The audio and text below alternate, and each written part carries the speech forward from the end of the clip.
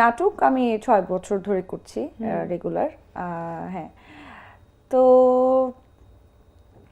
আমি বলছিলাম যে অ্যাওয়ার্ড তো টুকটাক পাওয়া হয়েছে, বাট এই একটা অ্যাওয়ার্ড যেটা পাওয়ার পরে মনে হয়েছে যে অ্যাকচুয়ালি আমি কোনো অ্যাওয়ার্ড পেয়েছি, যেটা আসলে মানুষ আমাকে ফোন দিয়ে কংগ্রাচুলেশন দিচ্ছে, মানুষ আমাকে বলছে যে আপনি তো এটা পেয়েছেন না।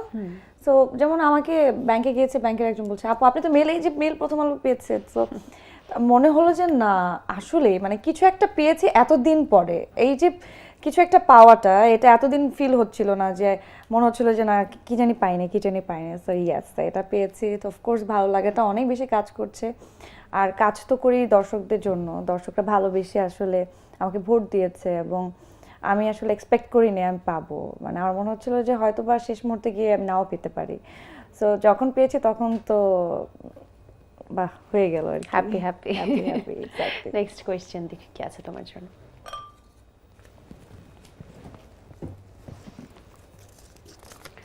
পরের প্রশ্ন কেয়া পাইলের জন্য।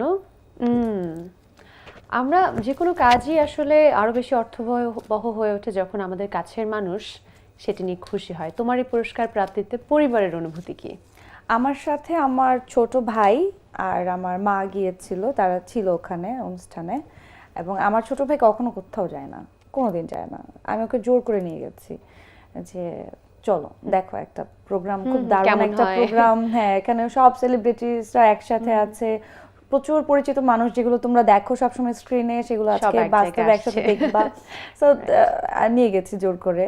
তো তারা স্টেজের সাইডে বসা ছিল যখন আমি পেয়েছি, আমার ছোট ভাই উঠে হাততালি দিয়েছে, আমার মা অলমোস্ট কান্নাই করে দিয়েছিল।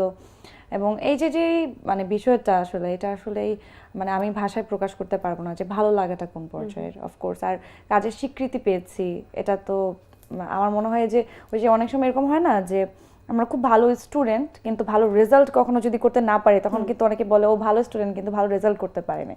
সো আমার কাছে অ্যাওয়ার্ডটা এরকমই, যে আমরা খুব ভালো করলেও যদি আমাদের একটা ভালো অ্যাওয়ার্ড না থাকে, আমাদের একটা স্বীকৃতি না থাকে, তখন মন খারাপটা কাজ করে। সো হ্যাঁ, পরিবার সাথে থাকা আনন্দটা একটু বেড়ে গেছে।